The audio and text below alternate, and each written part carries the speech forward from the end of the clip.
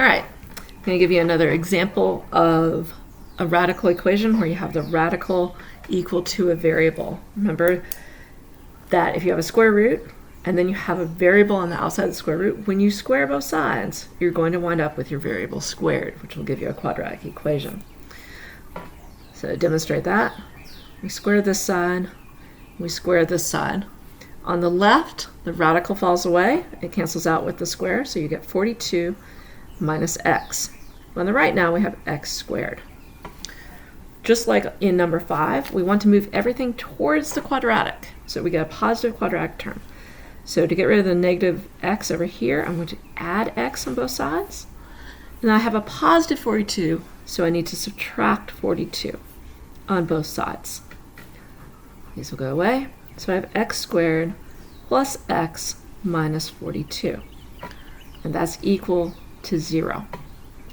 Now, of course, if we just have an x, how many x is that? Well, that's just one single x. So you can think about that being a 1. So we need a pair of numbers that multiply to give me negative 42 and add to give 1.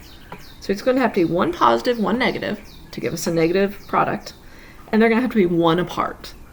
And that comes out to 7 and 6. 7 times 6 is 42. I want the 7 to be positive, so this will come out to a positive 1. So positive 7, negative 6.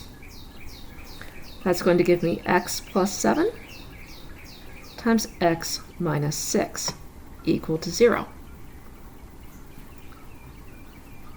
I have to solve each of these. So x plus 7 equals 0 gives me x equals negative 7. And x minus 6 equals 0 gives me x equals 6. All right, but remember, you have to check them. And I've been saying that over and over again, and I know on the last one they both worked, but you really do have to check them and be careful.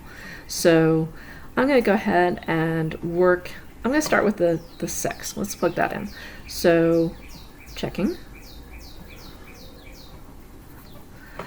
So I have my original equation has 42 minus my x value equal to my x value. So if I stick a 6 in there, is that true? Well, 42 minus 6 is 36. So square root of 36 equals 6. Is that true? Yes. So I'm going to keep this solution. But I have to check the other one too. So square root of 42 minus my x value equals my x value. I'm going to now put in negative 7.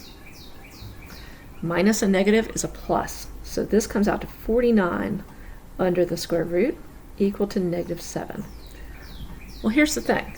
Square root of 49 is 7. Is 7 equal to negative 7? The answer is no. No, it's not. Those are two different numbers. So we will not use that solution. It's called an extraneous solution. You don't have to write that every time. Just be familiar with this term. But you do have to know to cross that solution off. So for this quadratic equation, even though we got two solutions, we're going to throw this one away and we're going to keep this one.